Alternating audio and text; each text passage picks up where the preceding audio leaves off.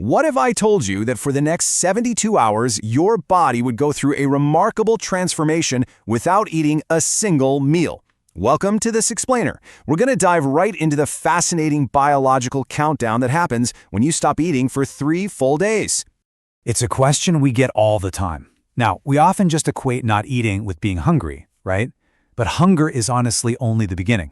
Behind the scenes, your body starts switching fuel sources, conserving energy, and activating these incredible survival mechanisms that humans have relied on for thousands of years.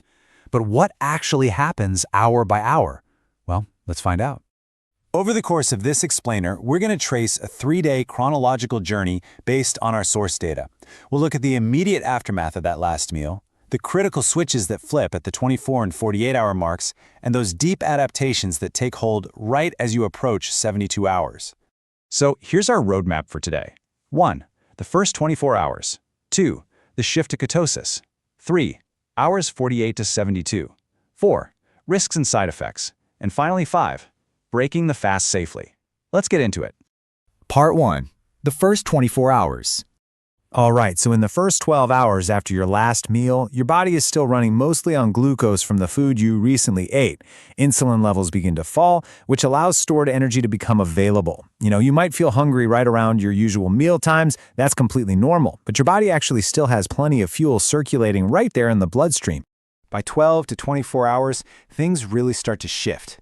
Your liver steps up and starts using its glycogen stores. Think of glycogen as essentially your body's carbohydrate reserve, kind of like a short-term savings account. As these stores gradually decrease, your body begins relying more and more on fat for energy. This is the point where you really start feeling it. With glycogen running out, many people notice stronger hunger pangs, maybe some mild headaches, irritability, or just generally lower energy levels. It can be a bit rough, honestly. Drinking plenty of water becomes especially important during this stage just to help your body manage the transition. Moving into Part 2, the shift to ketosis. Between 24 and 48 hours, a major metabolic shift occurs. With glycogen running low, your body increases fat burning significantly. And here's the crazy part. Surprisingly, many people report that hunger actually starts to become less intense during this period, even though they haven't eaten a single thing for a full day or more. So, why does the hunger drop? It's all thanks to a state known as ketosis. Your liver begins to convert fatty acids into molecules called ketones. Ketones are an absolute game changer because they can be used by the brain and other organs for fuel. It's quite literally your body's ancient survival switch flipping on to keep you going without food. To put it in perspective, think of it like this. You have glucose, your body's quick cash, but those pockets are getting empty. On the flip side, you have fat and ketones, your alternative fuel. This is your deep savings account, and your body is now tapping into it big time. You've successfully transitioned from one fuel source to a completely different one.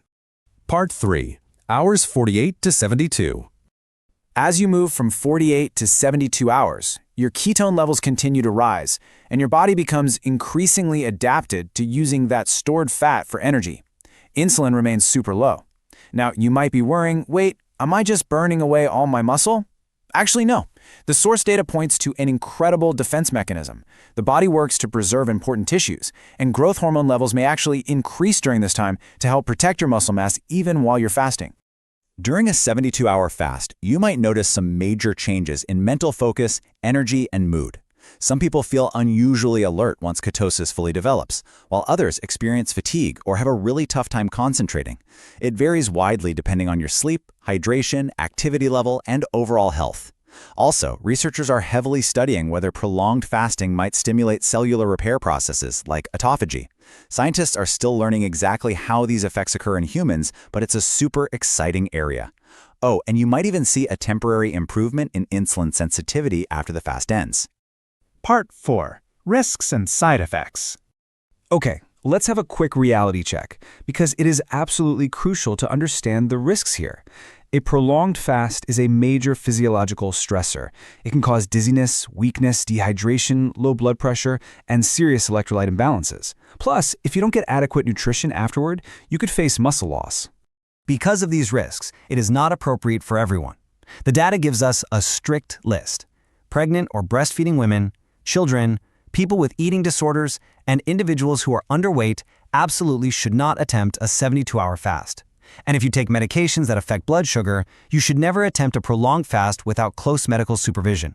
Seriously, do not try this on your own if you fall into those categories. Which brings us to part 5, breaking the fast safely. When the fast ends, how you break it is just as biologically critical as the fast itself. Avoid the temptation to overeat immediately. Your digestive system has been resting. Start by drinking plenty of fluids, then go with a small, easily digestible meal. Think gentle on the stomach. From there, you just gradually return to normal eating. This exact process is what helps your digestive system readjust comfortably. So what's the biggest takeaway here? Over 72 hours without food, your body doesn't simply shut down.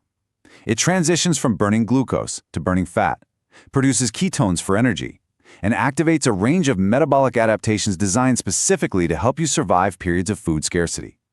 It really is a stunning display of human biology. But we'll leave you with this final thought. Fasting is a powerful physiological stressor. It should be approached thoughtfully, safely, and with professional guidance if you have any medical concerns. Is it the right choice for your body? That's a question only you and your doctor can answer. If you found this explanation helpful, subscribe to Doctorspective for more evidence-based health explainers that separate facts from myths and help you make informed decisions about your health.